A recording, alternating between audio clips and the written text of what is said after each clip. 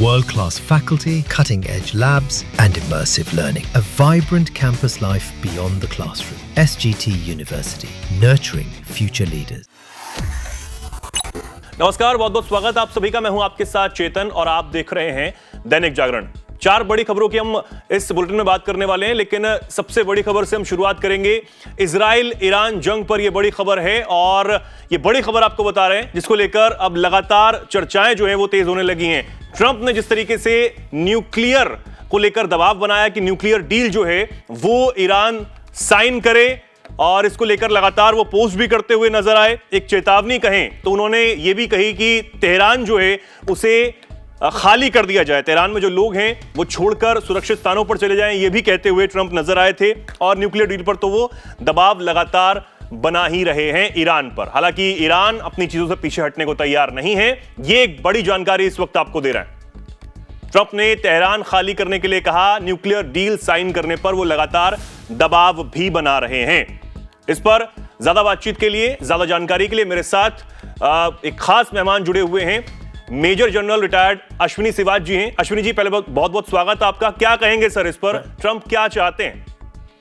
देखो, ट्रंप ये की चीज चाहते हैं कि ईरान न्यूक्लियर हथियार नहीं बनाए। ये सच्चाई है। वो कह रहे हैं कि ये सीज फायर नहीं है, सीज फायर से आगे कि किसी तरीके से एक प्रकार ईरान जो है अंडरटेकिंग दे कि वो आने वाले टाइम में एनरिच नहीं करेगा यूरेनियम वेपन ग्रेड, और वो न्यूक्लियर हथियार नहीं बनाएगा, और इसको मॉनिटर करेगी यूनाइटेड नेशन की वॉचडॉग एजेंसी लाइक IAEA, जो कि इंटरनेशनल एटॉमिक एनर्जी एजेंसी है। तो ये है उनका मुद्दा। ये है कि बात हो रही है कि ये लड़ाई बहुत दिन हो गए, 4 दिन से काफ़ी नुकसान हो गया है ईरान को। ईरान घुटनों पे है, बहुत हालात ख़राब हैं। क्या इस समय सीज फायर की बात, क्योंकि वो जब जा रहे थे G7 की मीटिंग के बीच में ही चले गए हैं एक दिन पहले, तो वो जाते ही अपने जो ऑप्स रूम, जिसको कंट्रोल रूम बोलते हैं, वहाँ जाएंगे। और एयरफोर्स 1 में जब पत्रकारों ने उनसे पूछा क्या सीज फायर की बातचीत होगी, उन्होंने कहा सीज फायर से आगे की बात होगी। मेन मकसद है कि जो ईरान न्यूक्लियर हथियार नहीं बना सकता, ईरान न्यूक्लियर नहीं हो सकता, और इसके लिए कार्रवाई होगी। और जो पहले भी अमेरिका का स्टैंड रहा है, अमेरिका ने जो 5 बार टॉक्स की थी वो उसी की तरफ थी कि ये बॉटम लाइन है कि ईरान न्यूक्लियर हथियार नहीं बना सकता। बिल्कुल।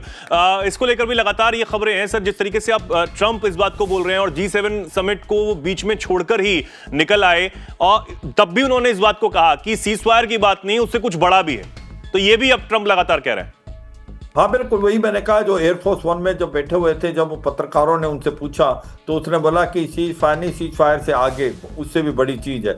और उनका इशारा था कि एक प्रकार बातचीत में हो और ईरान अंडरटेकिंग दे राइटिंग में कि वो यूक्रेनियम जो है उसको अपग्रेड नहीं करेगा और न्यूक्लियर हथियार नहीं बनाएगा, और इसको वॉचडॉग करेगा, जो कि आपका IAEA का है, जो इंटरनेशनल एटॉमिक एनर्जी।